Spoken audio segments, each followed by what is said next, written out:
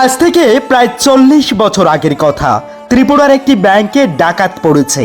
দুপুর বেলায় পিস্তল উঁচিয়ে সবাইকে কাবু করে ব্যাংক থেকে প্রচুর স্বর্ণালঙ্কার সহ নগদ অর্থ নিয়ে পালাচ্ছিলেন ডাকাত।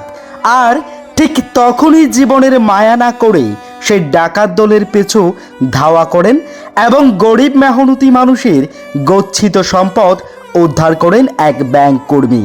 ভারতীয় স্টেট ব্যাংক অফ ইন্ডিয়ার এই কর্মচারীকে 1989-এর ব্যাংকের জাতীয়করণের সময় মানুষটাকে সম্মানিত করা হয়। আসুন আজ বরঞ্চ সেই দরিদ্র কৃষক পরিবারের ছেলেটারই গল্প জানি। ছোটবেলায় বাবাকে হারান। বাবা কৃষক ছিলেন।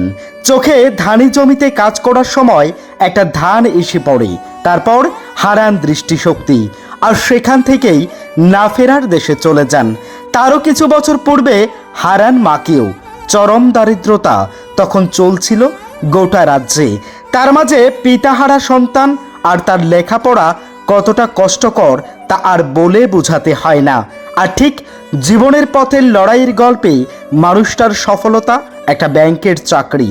গল্পের শুরুতেই বলা হয় চরম সত্যতার বিষয়টি।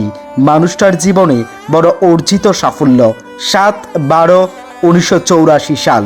ব্যাংক খোলা। সময়টা তখন 11টা বেজে 15 মিনিট। 1-2 করে গ্রাহক এসেছেন। ব্যাংক ম্যানেজারও উপস্থিত ব্যাংকে।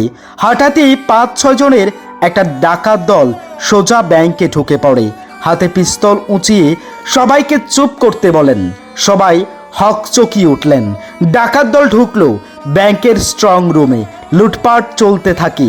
শেষে কর্মীদের কিছু না করেই ওরা খোয়াইয়ের রাস্তা ধরে পালাতে লাগলো। পিছু ধাওয়া করেন যতীন্দ্রবাবু, সাথে গ্রামবাসীরা। ডাকাতদের করা গুলি 2 জনের প্রাণ হারান। বেশ কিছুজন আহত হন। তবু নাছর বান্ধা যতীন্দ্রবাবু। ছুটতে ছুটতে ডাকাতরাও ক্লান্ত হয়ে পড়েন। পাশের নালায় ব্যাগ সমেত পড়ে যান একজন ডাকাত। ঝাপটে পড়েন যতীন্দ্রবাবু। উদ্ধার হয় ব্যাংক থেকে নেওয়া অর্থ ও স্বর্ণালঙ্কার। সারা রাজ্য জুড়ে সেই খবর ছড়িয়ে পড়ে। যদিও এখনকার মতো আধুনিকতার ছোঁয়া থাকলে গোটা ভারত জুড়েই শিরোনামে থাকতেন যতীন্দ্রবাবুরা। তবু যাদের কাছে গুরুত্বপূর্ণ খবরটা তাদের কাছে ঠিকই পৌঁছেছেন। কিছুদিন পরেই ব্যাংক কর্তৃক পুরস্কৃত হন তিনি। বেশ দীর্ঘ লম্বা কিছু বছর কাটার পরই 2020 সালে রিটায়ারমেন্টে চলে যান যতীন্দ্রবাবু। এমনিতেই বাবা মাহারা যতীন্দ্রবাবুর মন উদার ও ভীষণ ভালো। আজও বাড়ির অনুষ্ঠানে তিনি সেবা করান অনাথ আকিঞ্জনদের। 2 পুত্রকেই তৈরি করলেন নিজের মতো করেই ব্যাংক কর্মী। তারাও ব্যাংকেই কর্মরত। পুত্র পুত্রবধূ নাতি নাতনি নিয়ে অবসরে জীবন কাটাচ্ছেন যতীন্দ্রবাবু। আজ মানুষটার 63তম জন্মদিন।